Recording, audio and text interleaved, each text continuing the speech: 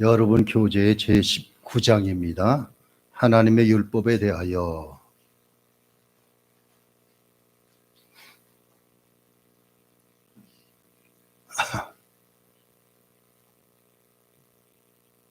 오늘날에는 많은 사람들이 율법이 없어도 된다 주장하는 사람들이 있습니다. 율법 폐기론자들입니다. 그런데 우리 주님 예수님께서는 18절에 보니까 진실로 너희 이르노니 천지가 없어지기 전에는 율법의 1.1획도 결코 없어지지 아니하고 다 이루리라 그랬습니다.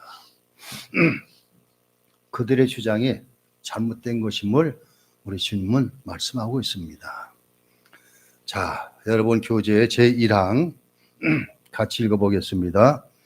하나님께서는 아담에게 한 율법을 행위 언약으로 주셔서 그들과 그의 모든 후손들에게 개인적으로 온전하게 그리고 정확하게 영구적으로 순종해야 할 의무를 주셨다.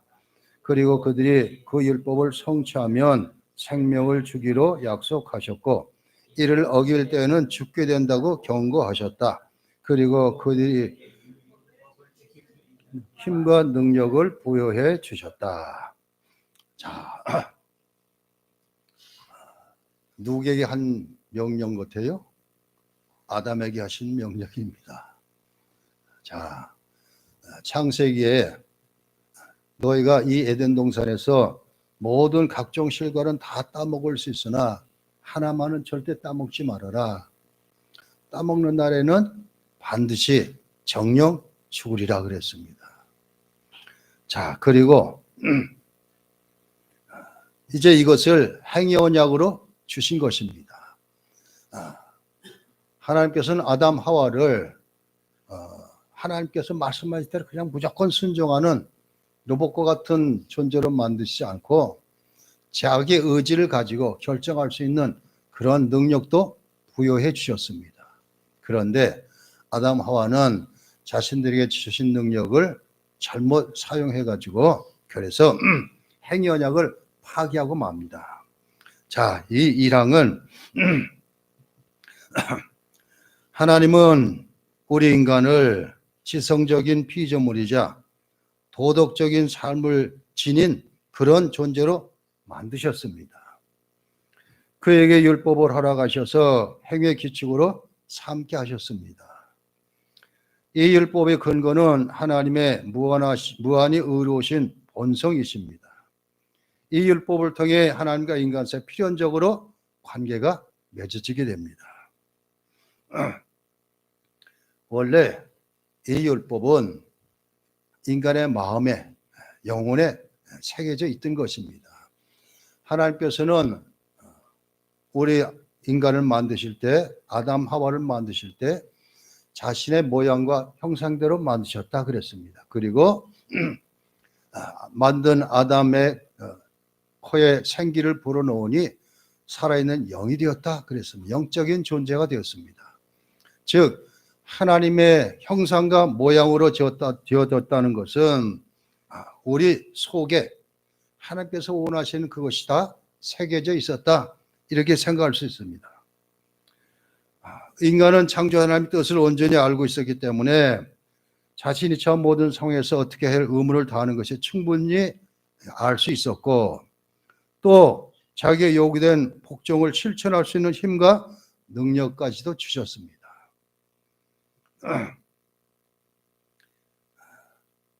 인간은 하나님의 도덕적인 형상을 따라 지으심을 받았기 때문에 이미 그 형상 안에 그 모든 것이 다 들어가 있었습니다. 처음 만드실 때는. 즉 타락 불순종한 전까지는 그렇게 되었는데 자 이것을 우리는 창조율법 아니면 행위율법 이렇게 얘기를 하고 있습니다. 하나님께서 그걸 원하셨기 때문입니다. 하나님은 비록 아담 하와 두 사람이지만 이 행위 언약을 통해서 지키면 생명을 주고 지키지 않으면 죽는다 그랬습니다. 근데 실질적으로 아담 하와는 죽지는 않았습니다. 그런데 대부분 신학자들은 어떻게 소개하는가? 아담 하와의 영혼이 죽었다. 죽었다 보다는 병들었다, 손상됐다 이렇게 생각할 수 있습니다.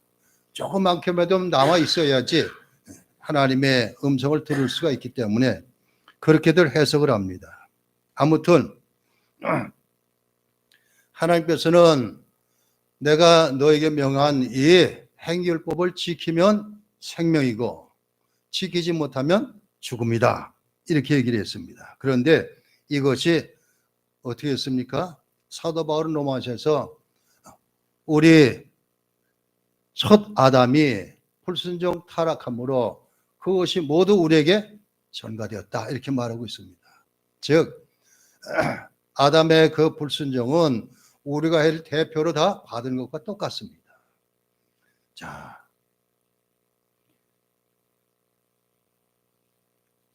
복종하면 생명이 보상이 되고 불순종에 대한 징벌로 사망이 오는 것이고 이렇게 됐습니다.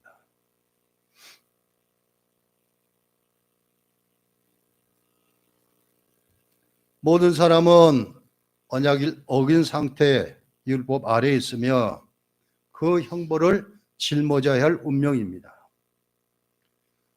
모든 율법을 우리가 그저 무조건 복종해야 할 의무가 있습니다. 이 언약은 아담이 아니라 그 아담 후손까지 다 이어지는 것과 똑같습니다. 자, 그런데 아담은 이 언약을 어겼기 때문에 그래서 결국은 에덴 동산에서 쫓겨나가게 됩니다. 그리고 하나님께서는 생명나무 실과를 먹지 못하도록 가려놨습니다. 먹지 못하도록 불과 화염검을 두셔서 먹지 못하게 했습니다. 왜 그러셨을까? 많은 신학자들이 죄 범한 가운데 이걸 먹게 되면 어떻게 될 것인가? 하나님 그걸 아셨기 때문에 생명나무를 먹지 못하게 그렇게 하셨습니다. 아무튼 아담에게 주어진 이 행위 언약은 아담 한 사람에만 해당되는 것이 아니라 그 후손 모두에게 다 해당되는 것이고, 그리고 그래서 사도 바울은 아담이 우리의 대표가 되어가지고 정죄를 받았다 이렇게 소개하고 있습니다. 자, 그 다음에 2항입니다. 같이 읽어봅니다. 아담이 타락한 후에도 이 율법은 여전히 의에 대한 완전한 규범으로 존속했다. 그리고 그와 같은 것을 하나님께서는 십계명으로 두 돌판에서 전달해 주셨는데, 처음 4계명은 하나님께 대한 우리의 의무에 대한 것이며 나머지 6계명은 사람에 대한 우리의 의무에 대한 것이다.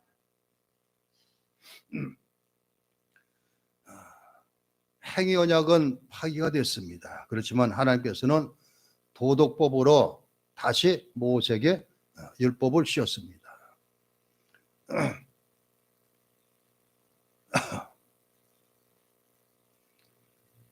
창조 당시에 인간의 마음에 기록된 이 율법은 타락한 후에 완전히 지워 없어지진 않았지만 크게 훼손되었습니다. 아까 말씀드렸듯이 실제로 죽진 않았다는 것은 그만큼 아주 깊게 훼손되었다 이걸 말하고 있습니다. 하나님을 경배하고 부모를 공경하고 남에게 대접하는 대로 남을 대접한다는 일반적인 원리들이 이 여기에 다 새겨져 있는 것입니다. 하나님은 시내산에서 지극히 엄숙한 절차를 통해서 이스라엘 백성의 율법을 수여하셨습니다. 이 율법을 10가지 계명으로 10계명 그렇게 말씀하고 있습니다. 출애굽기 20장에도 나오고 출애굽기 32장에도 나오고 있습니다. 자, 처음 4계명은 하나님께 대한 의무, 나머지 6가지 계명은 사람에 대한 의무를 주고 있습니다. 그래서 예수님께서는 이 10계명을 마태복음 22장 37절 이하에서 30절부터 40절까지 이렇게 쓰고 있습니다. 예수께서 이르시되 내 마음을 다하고 목숨을 다하고 뜻을 다하여 주 너희 하나님을 사랑하라 하셨으니 이것이 크고 첫째 되는 계명이요 둘째도 그와 같으니 내 이웃을 내 자신같이 사랑하라 하셨으니 이 두 계명이 온 율법과 선자의 강령이니라. 이렇게 말씀하셨습니다. 즉 하나님을 사랑하고 경배하는 것, 그리고 인간을 존중하면서 그리고 함께 살아가는 이런 것. 자, 로마 가톨릭 교회는 첫 번째 돌판에는 세 가지 계명만 써 있고 두 번째 돌판에는 7계명이 써 있다. 이렇게 주장합니다. 왜 그런지 아시죠? 전에도 한번 말씀드렸습니다. 로마 가톨릭 교회는 첫 계명과 둘째 계명을 하나로 묶어서 1계명 이럽니다. 1계명에 너는 나 외에 다른 신들을 내게 잊지 말게 하라. 2계명은 뭘 만들고 거기다 절하지 말라 이거거든요.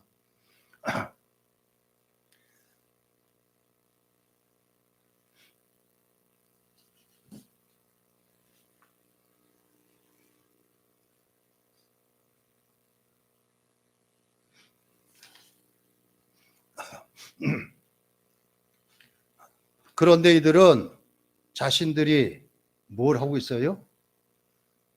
자신들 교회 성당 안에 여러 가지 형상들을 많이 만들어 놨어요.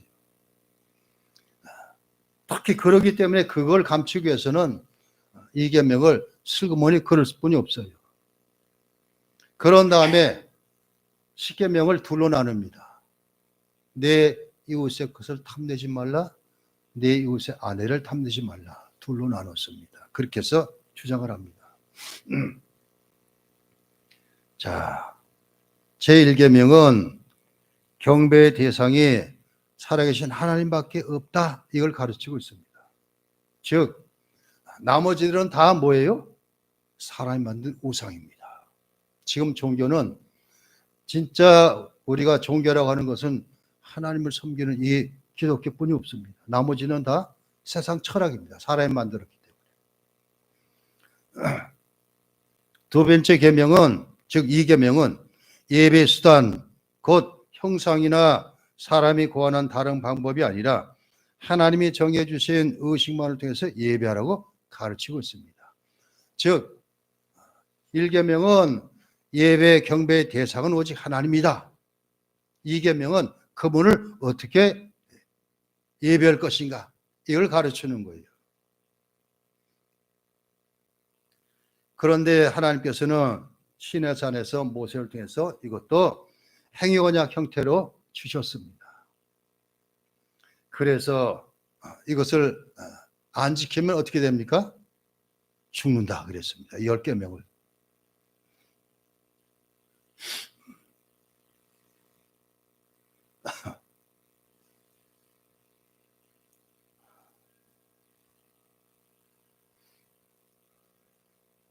즉, 이 10가지 계명을 주신 것은 행위언약지, 이것도 지켜 행해야 될 거예요.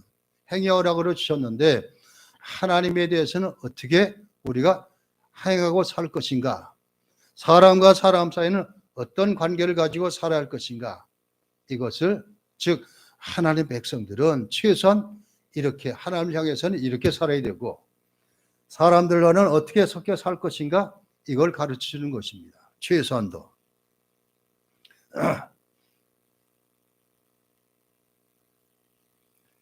신에서 언약에는 율법과 은혜라는 두 가지 원리가 같이 있습니다.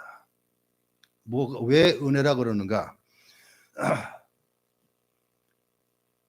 창세기 20장에 보면 1계명을 하기 전부터 뭐가 나옵니까? 나는 너를 애굽 땅 종된 집에서 인도하여 내 하나님 여호와라, 이렇게 시작하고 있습니다.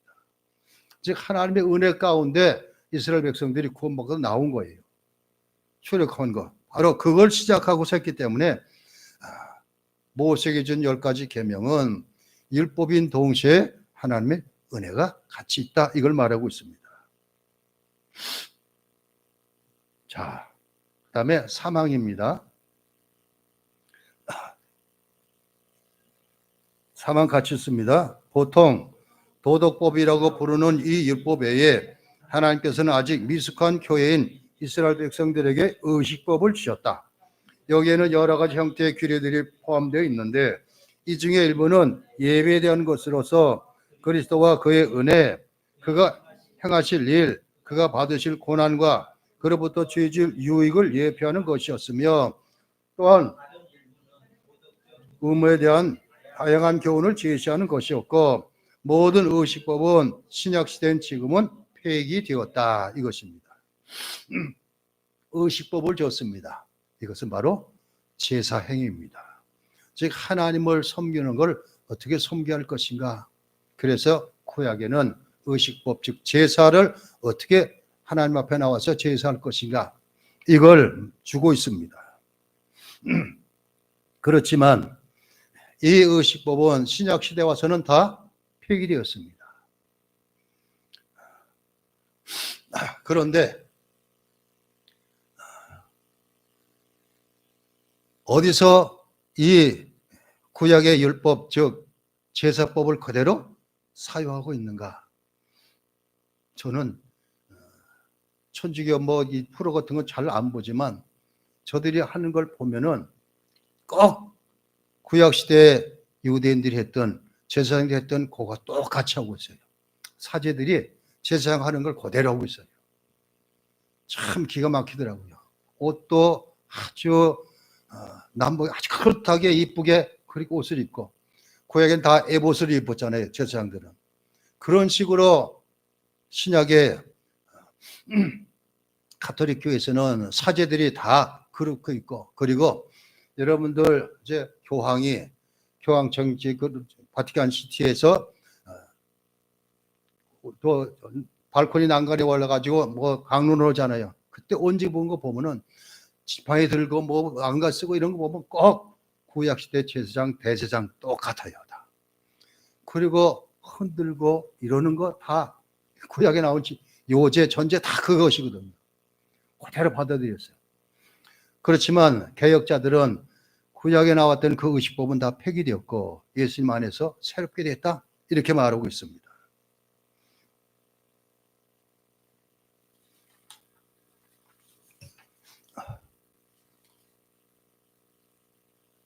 자, 4항, 5항 같이 더 읽어봅니다. 3항, 4항인데 4항, 하나님께서 한 정치적 집단으로서의 이스라엘 백성에게 여러 가지 재판법도 주셨으나 그것은 그 백성의 나라와 함께 시효가 만료되었다.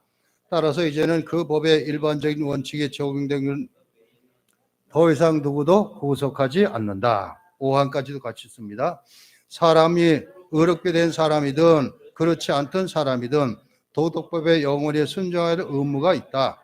그 안에 있는 내용에 대해서뿐 아니라 그 법을 주신 창조주 하나님의 권위를 존중해서도 순종해야 하는 것이다. 그리고 그리스도께서는 복음에서 이 의무를 어떤 식으로라도 결코 폐하지 않으셨으며 오히려 더욱 강화하셨다.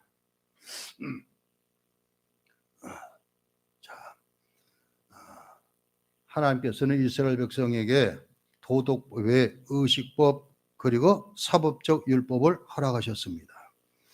도덕법 10계명, 이것은 최소한 하나님 앞에서 어떻게 살 것인가, 사람과 사람 사이는 어떻게 살아갈 것인가, 이것을 가르치고 있는데, 그렇지만 이 10가지 계명은 우리 주님께서는 폐기되지 않았다.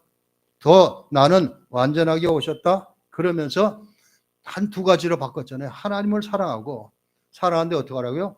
마음을 다하고 목숨을 다하고 뜻을 다해 하나님을 사랑하고, 둘째 계명은 내 이웃을 내 몸처럼 사랑하라. 그러면서 뒤에 뭐라 그랬어요? 이것은 원율법과 선자의 강령이다.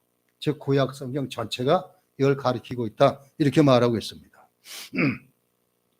자, 이 도덕법은 우리에게 그냥 남아 있습니다. 예수님께서는 이걸 하나님 사랑, 이웃 사랑으로 단순하게 둘로 나누었지만 도덕법의 의식법과 사법적 율법을 허락하셨습니다. 이 두 가지 용어는 일시적이고 제한적입니다. 그렇지만 도덕법은 보편적이고 항구적인 그런 뜻을 가지고 있기 때문에 주님께서는 1.1핵도 변함이 없다, 이렇게 말하고 있습니다. 자, 의식법은 유대 민족이 교회로서 행해야 할 의무를 다루고 있습니다. 즉 하나님께 어떻게 제사해야 될 것인가. 우리는 레위기에 우리 조 목사님이 레위기를 한 번 하셨다고 그러는데 레위기는 보면 참 딱딱하고 힘들어요. 그게 저도 레위기는 해보진 못했어요. 그냥 새벽 기도 시간에 한 장 한 장씩 강연을 했지만 이걸 깊이 하지는 못했어요. 레위기 처음 보면 5대 제사가 나옵니다. 번제부터 시작해서 소제, 화목제, 속죄제, 속건제 이렇게 나오고 있습니다. 5대 제사, 이걸 어떻게 드릴 것인가? 이게 바로 의식법에 그대로 나온 것입니다. 그리고 번제는 그건 이상하게 상번제로 아침과 저녁으로 2번 드리도록 그렇게 했습니다. 번제는 상번제로서 아침과 저녁으로 이렇게 드리고. 자, 아무튼 이 의식법은 이스라엘 백성들이 성전을 통해서 어떻게 하나님 앞에 섬겨야 할 것인가, 제사할 것인가, 이걸 가르치고 있습니다. 자, 행해야 할 의무, 즉 성전에서 어떻게 제사하고 행할 것인가, 이것. 그렇기 때문에 성전을 이제 성막 시대 때, 출애굽 시대 때는 자, 전부 울타리 치고 천막을 쳐가지고 성막을 만들었습니다. 그리고 문을 동쪽에다 내가지고 들어오면은 제일 먼저 뭐가 나와요? 번제단이 나옵니다. 그리고 물두멍이 나오고 그리고 성소가 나오고 지성소가 나오고 이렇게 순서적으로 그렇게 하는 것입니다. 그런데 오늘날에는 이것은 사용하지 않는다 이것입니다. 그런데 신약을 통해서는 이 의식법이 그리스도를 예표한다 이렇게 말하고 있습니다. 성막 안에서 행해지는 모든 단이나 모든 걸 통해서 그리스도를 예표하는 것입니다. 즉 한 죄인이 성전에 들어와 가지고 다 각종 기구를 다 거치면서 그리고 제사장이 이제 사함을 받고 구원받는다는 뜻이죠. 그렇기 때문에 비록 대제사장을 통해서 지성소에 들어가는 것이 완전한 구원인데, 그런데 우리 주님께서는 그것을 당신 자신이 다 행하셨습니다. 자, 죄인은 반드시 자신이 제물을 가지고 가야 됩니다. 양이나 염소나 소를 가지고 가야 되고, 그것을 잡아서 머리에 손을 얹고 내 죄를 네가 대신 가져가서 죽어라 이렇게 합니다. 번제 양이 되고 아사셀 양이 되고 이렇게 됩니다. 이 모든 것이 다 히브리서에서는 우리 주님께서는 본인 자신이 스스로 멜기세덱의 반차를 따른 대제사장이 되셨고 스스로 제물이 되셨다고 그랬어요. 완전한 대제사장입니다. 구약의 대제사장은 어땠습니까? 아론의 후손들이 이어받았는데 나답과 아비후 같은 아들은, 아론의 아들은 다른 불을 사용하다가 즉사하고 말았습니다. 이런 불행한 일도 있어요. 그러니까 인간 대제사장은 비록 지성소에 들어가 가지고 하나님께 기도하면서 자신의 죄를 사해 주십시오, 백성들의 죄를 사해 주십시오, 다 이렇게 기도하지만 불완전하다는 것입니다. 인간 대제사장은. 그렇지만 예수님께서는 대제사장이 되셔서 바로 그 모든 것을 다 감당하셨기 때문에 유일한 구세주가 되신다. 그렇기 때문에 의식법을 전체를 통해서는 다 우리는 예수 그리스도를 그 안에서 발견하고 만나야 된다. 이 얘기입니다. 그리고 이 의식법은 반드시 죽어야 되고, 그리고 그 죽는 것이 있어야지 가지고 나온 재물 가지고 나온 사람은 사함받고 돌아가고 이러는데, 바로 이 율법이 그리스도의 죽음을 예표하고 상징하고 있습니다.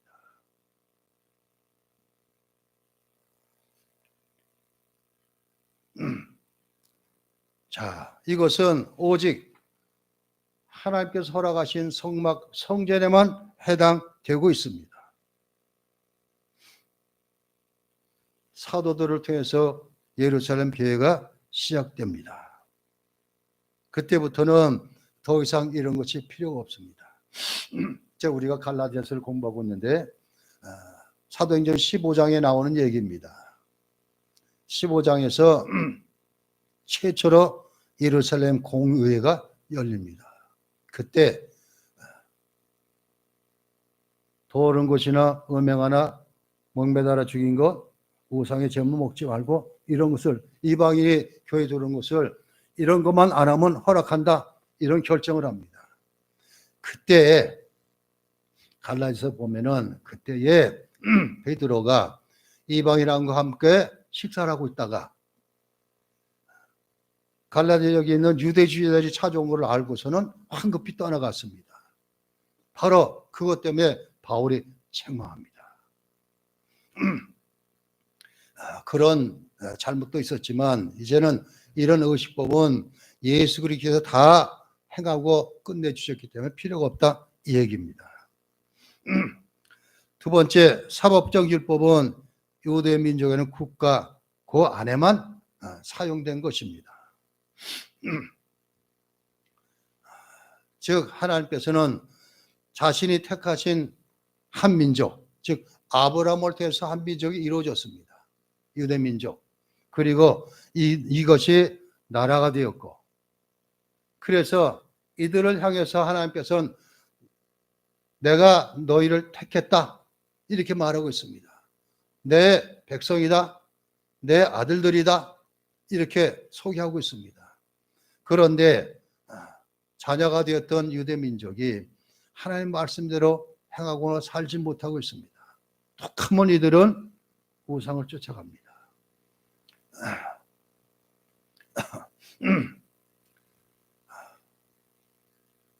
왜 출애굽해가지고 땅을 차지한 다음에 왜 급속히 바알을 섬기는 일이 생겨났을까? 많은 신학자들이 그래요. 바알 신은 풍요의 신입니다. 농경의 신이고, 이스라엘 백성들은 애굽에서 종살이하다가 나왔던 사람이기 때문에 하나도 모릅니다. 그래서 같이 섞여 사는데 저들은 바알신에게 절하고 뭘 하면 다 돼요. 그렇게 하면 자연히 따라갑니다. 그래서 우상을 접하도록 그렇게 만들어지게 됐습니다. 그렇기 때문에 그렇게 해서 법을 만들었는데도 하나님께서는 이것을 제대로 지키고 살게 하기 위해서 백성들을 어떻게 하면 제대로 이들이 내 백성이 될 것인가 해가지고 왕을 세우고 제사장을 세우고 그리고 선자를 세웁니다. 이 기름 부음 받은 사람들, 삼중직. 왕을 세웠는데도 왕도 안 돼요. 인간이기 때문에. 하나님께서는 다윗을 보니 내 마음에 합한 자라, 그런 다윗도 범죄자가 되고. 이러니까 제사장은 제 나중에는 어떻게 됐습니까? 나라가 돌로 갈라집니다. 10지파가 북쪽으로 올라가서 이스라엘 나라를 세우고, 남쪽은 유다와 베냐민 지파 두 지파를 가지고 유다 왕국을 세웁니다. 그런데 그때 남쪽의 유다 왕국은 그나마 제사장 가문들을 이어왔는데, 즉 레위 사람들이 전부 다 나라가 돌로 갈라질 때 다 예루살렘 쪽으로 내려왔어요. 그러니까 예루살렘 전에는 아무 관계가 없습니다. 그런데 북쪽에서는 이 여로보암 왕이 가만히 보니까 이들이 툭 하면 내려가는 거예요. 예루살렘 쪽으로. 절기 때만 돼도 그렇고. 그래서 편법을 씁니다. 그래서 레위 사람이 아닌 사람도 제사장을 삼아요. 이게 그래서 성직 매매가 되는 거예요. 이제부터. 그리고 두 번째는 예루살렘 성전과 똑같이 베델과 단에다가 성전을 짓고서 금송아지를 만들어 놓습니다.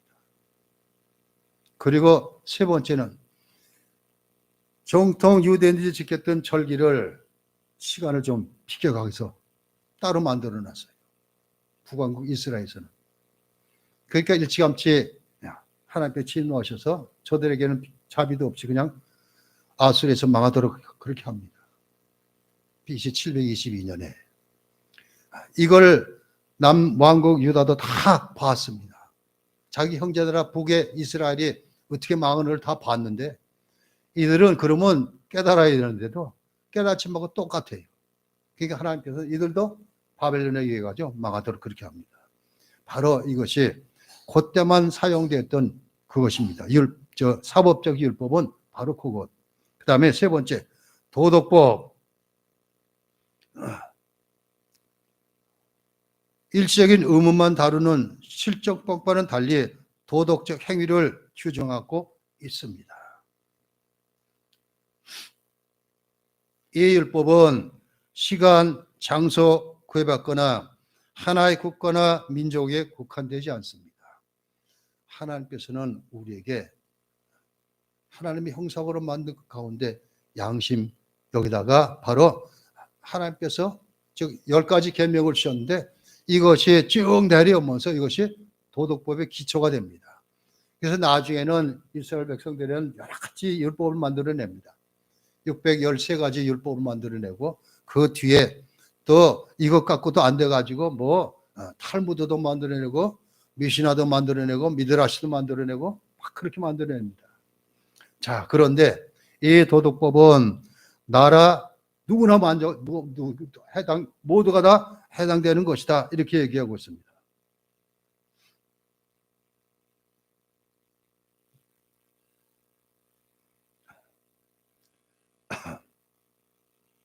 우리 믿는 사람들은 언약의 형태로 지은 도덕법으로부터 온전히 해방되었습니다. 그렇지만 그들은 중보자인 그리스도 안에서 여전히 이 율법의 삶을 규칙으로 받아들여야 합니다. 즉 10가지 계명을 받아들여서 하나님께서는 어떻게 할 것이고 인간과 살아갈 때는 어떻게 될 것이고 이것.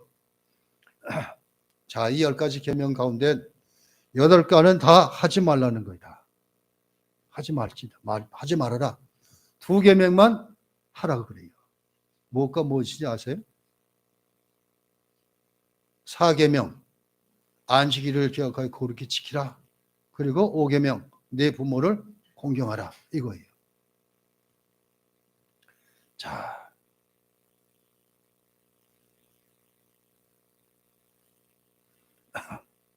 사도 바울은 로마서 3장 31절에 그런즉 우리가 믿음으로 말미암아 율법을 파기 아니냐 그럴 수 없느니라 도리어 율법을 굳게 세우느니라.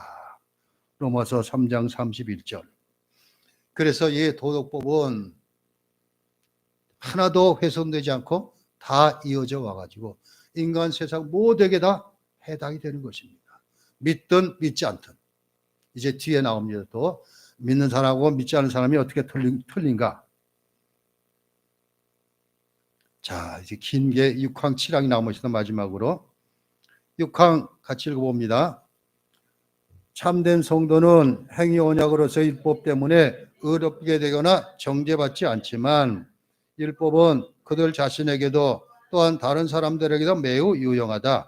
그것은 생활의 규범으로서 그들은 그것을 통해 하나님의 뜻과 그들의 의미가 무엇인지 알게 되어 이제 어떻게 살아야 하는지 배우게 되며 통해 자신들의 본성과 마음 그리고 삶이 죄로 오염되어 있다는 것을 발견하게 된다. 이렇게 자기 자신을 율법에 비추어 살펴보고 될 때 그들은 죄를 더욱 자각하고 죄로 인해 겸비하게 되며 죄를 증오하면서 그리스도의 필요성과 그리스도의 완전한 순종을 더욱 분명히 깨닫게 된다. 거듭난 사람들이 자신들의 부패를 억제하는 데 유용하다. 그리고 그들은 율법에 경고되어 있는 율법의 저주에서 해방받았다 할지라도 자신들이 죄를 범할 때 마땅히 받아야 할 대가가 무엇인지, 그리고 그 죄 때문에 이 세상 사는 동안에 어떤 고통을 겪게 될지 알게 된다. 마찬가지로 율법의 약속을 살펴볼 때 그들은 율법에 순종하는 것을 하나님께서 기뻐하시는 것과 마찬가지 때문에 하나님이 그들에게 어떤 복을 주실 것인지를 알 수 있게 된다. 그러나 그것은 행위 언약으로서의 율법을 지켰다고 주는 보상이 아니다.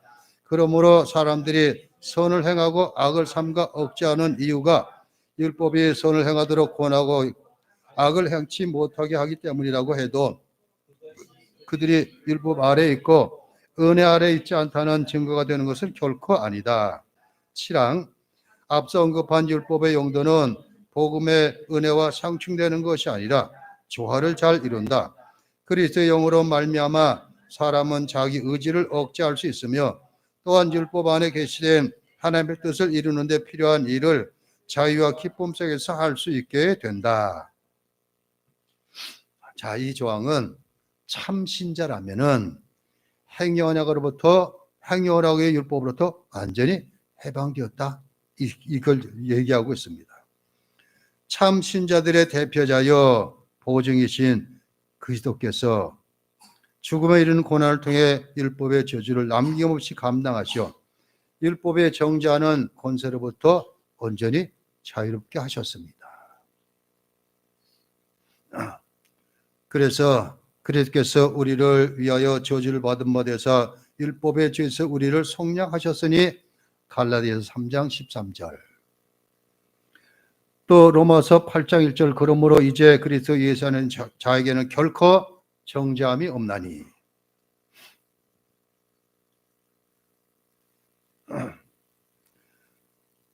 우리 주님께서는 율법의 형벌로 인한 모든 고난을 감당하셨을 뿐 아니라 그 계명에 온전히 복종하심으로써 자기 백성을 율법에 정죄하는 권세는 물론 그 명령으로부터 온전히 구원하셨습니다.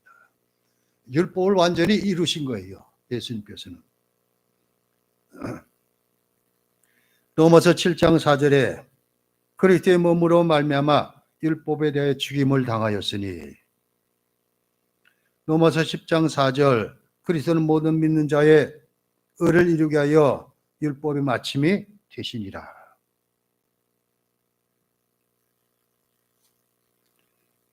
자, 우리는 이 율법으로 완전히 해방되었기 때문에 우리 마음대로 된다? 이렇게 해서도 안 되는 것입니다.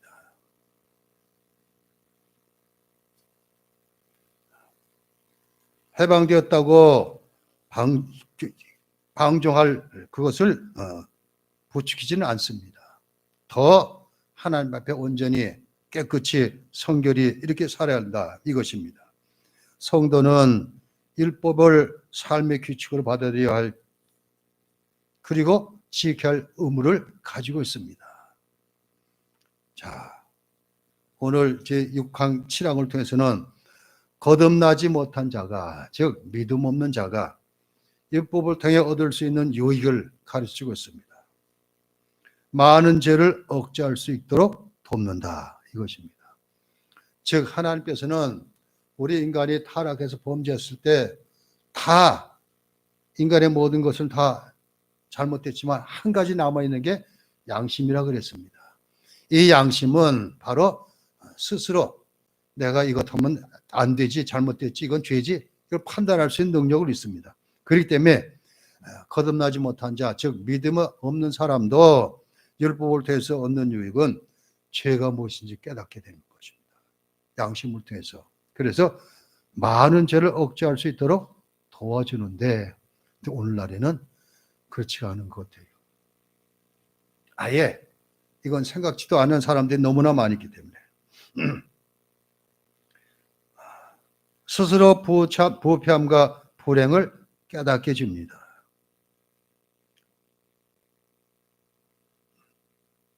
만약 거듭나지 않은 신자라는 것은 교회 다니면서 신앙생활을 하지만 온전히 헌신되지 못한 사람들, 긴가민가하고서 그냥 교회 다니면 좋다 그러니까 다니는 사람들이 있을 거예요, 많이. 그런 사람들에게 바로 죄를 억제할 수 있는 그런 능력을 허락해 주시고 스스로 부패함과 불행을 깨닫게 합니다.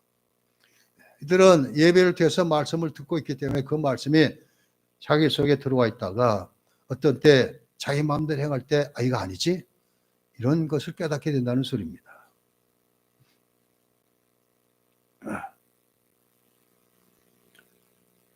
두 번째, 즉 거듭나지 못한 자고 거듭난 자가 도덕적으로 얻을 수 있는 유익은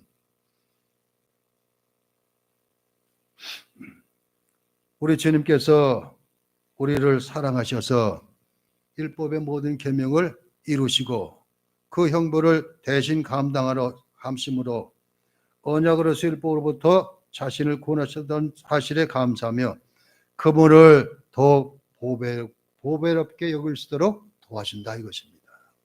즉 거듭난 사람은 도덕법 율법부터에서는 주님이 얼마나 귀하신 분인가 그걸 깨닫게 된다는 소리입니다. 두 번째는 거듭난 신자가 얻을 유익은 하나님의 뜻을 알게 해 행위를 바르게 살도록 도와줍니다. 즉 이 도덕법을 통해 가지고 사는데 어떻게 살 것인가 이걸 알려준다는 소리입니다.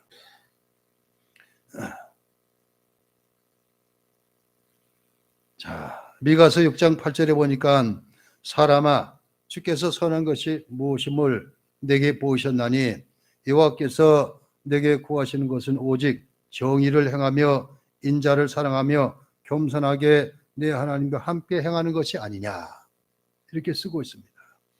하나님의 뜻을 알아가지고 그래서 삶을 바르게 살도록 그렇게 만들어준다.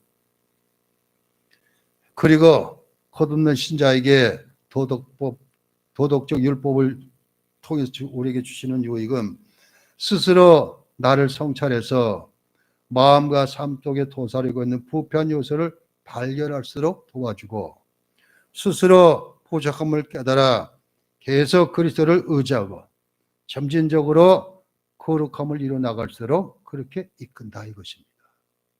즉 자신의 부족함을 깨닫고 그래서 더 주님을 의지하고 더 거룩함을 삶을 살도록 노력해 나가는 것.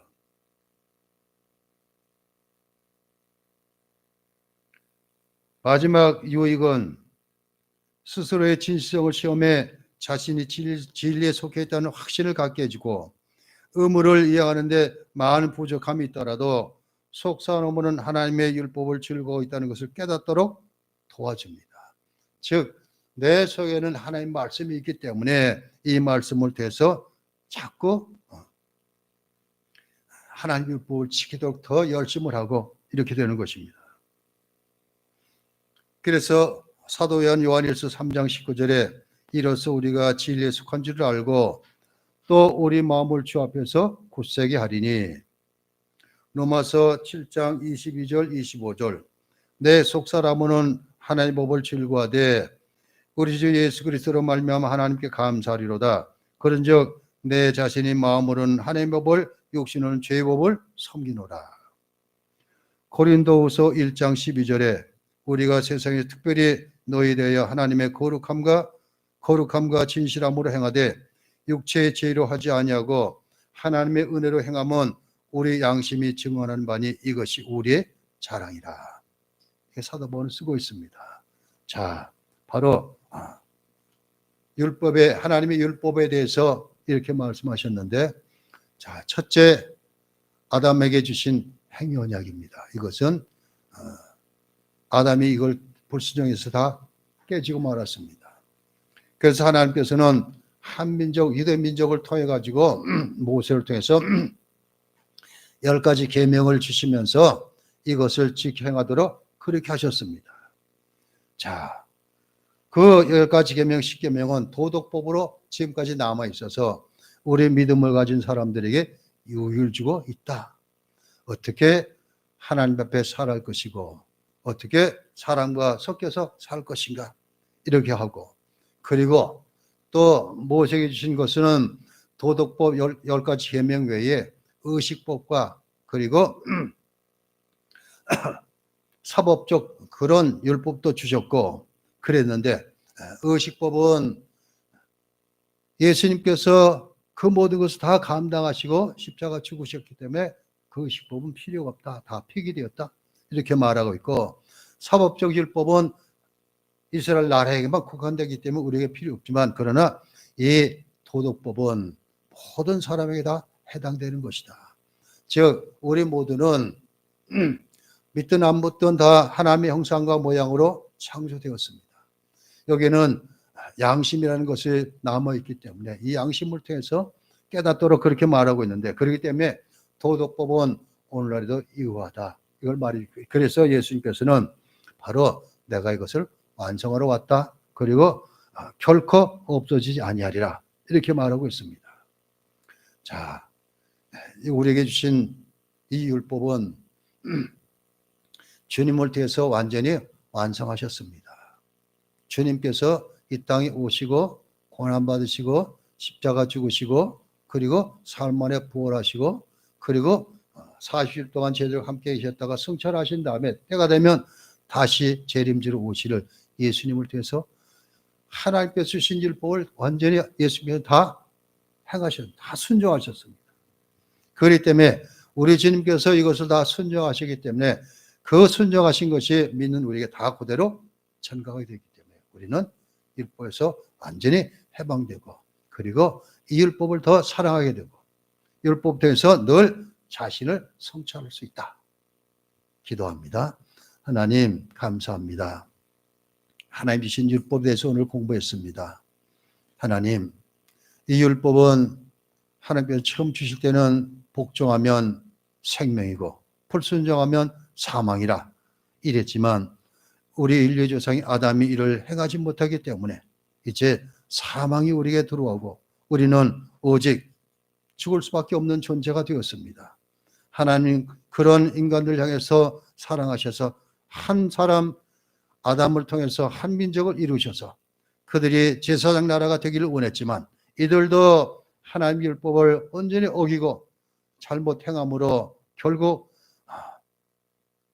이스라엘과 유다도 다 진노 가운데 멸망당하고 말았고, 그리고 하나님께서는 우리 죄인들을 구원하셔서 독생성자 예수 그리스도를 이 땅에 보내시고 바로 예수님께서 오셔서 이 하나님께서 만드신 율법을 온전히 행하시고 복종하셨기에 그 예수 믿는 우리에게는 그 예수님의 순종과 복종이 우리에게 능력이 되어서 우리도 율법은 해방되었고, 그리고 이 율법을 대해서는 자신을 비춰보고 어떤 삶인 것을 알 수 있도록 그렇게 은혜 주심을 감사합니다.